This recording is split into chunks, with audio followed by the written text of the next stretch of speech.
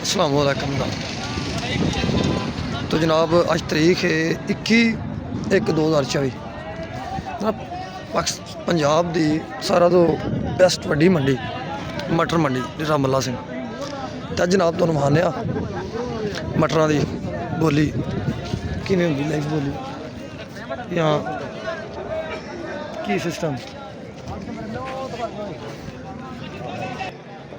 जनाब मटरां की थोड़ी जना आमद घट है सर्दी की वजह तो बाकी रेट तो दसने तोड़े दे वजन की है इनका रेट की है जी तोड़िया मटर ही है ये लोड़ंग होनी जनाब पिशावर की कोयटा जी बड़ी दूर दूर तक मटर जाता ठीक हो गया तो ये अपना दसने रेट तो अल्लाह खैर करे लो जनाब बोली हो रही हो मटर की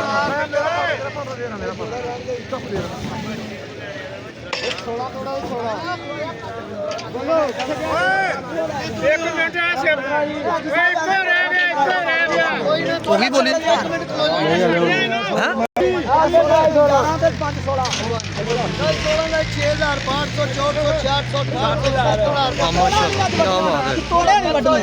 सोलह तोड़े 7400 जी 7400 7500 जी 7500 जी 7500 जी हाँ जी 7500 जी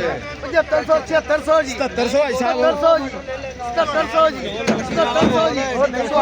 बाश भाई और पाड़ लो थोड़ा वाला चाकू मार जी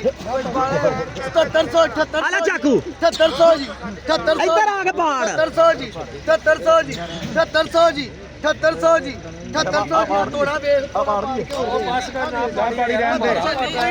मटर ही सान निकले तेरे तो पाड़ी जा और मुंह बढ़ता ही और उड़ गई 7900 जी 8000 जी 8000 जी 8000 जी 8000 जी 8000 जी 8000 जी 8000 जी माल चंगा भर्ती भी चंगी है 8000 जी 8000 जी 8000 जी 8000 जी हाँ जी 8000 जी 8000 जी 16 तोड़े 8000 जी 8000 जी 8000 जी हाँ जी 8000 जी 8000 जी 8100 जी 8200 जी 8200 जी 8200 जी 8200 जी 8200 जी लिया जी नहीं बोल गया तेरे से बोली बात चल गई और छੱਡ ਦੇ 9000 ਮਾਲ ਭੈਣ ਚ ਪਹਿਲੇ 8200 ਜੀ ਉਹ ਕਿੱਥੇ ਮੁਸਲਮ ਕਿੱਥੇ ਗਿਆ ਮੁਸਲਮ ਖਾਨ 8200 ਜੀ ਹਾਂ नहीं जी नहीं 8300 ਜੀ 8300 जिन्ने मर्जी आया ना मटर ही ਉਹਦੇ ਆਪਣੇ ਆ ਉਹ ਗੱਲ ਠੀਕ ਹੈ ਅੱਛਾ ਆਪਣੀ ਡਿਊਟੀ ਪੂਰੀ ਕਰਨੀ ਹੁੰਦੀ 8300 ਜੀ 8300 ਜੀ 8300 ਜੀ 8300 8302 8300 ਅੱਲਾ ਦੀ ਸਪੁਰਦੀ ਕਿੰਨੇ ਨੇ लो जी माशाल्लाह जी एक तोड़ा जी 8300 रुपया कीमत लगी होंगी तोड़े दे विच तकरीबन 30-35 सिर मटर होंदा है लोडिंग हो रही जनाब मटर दी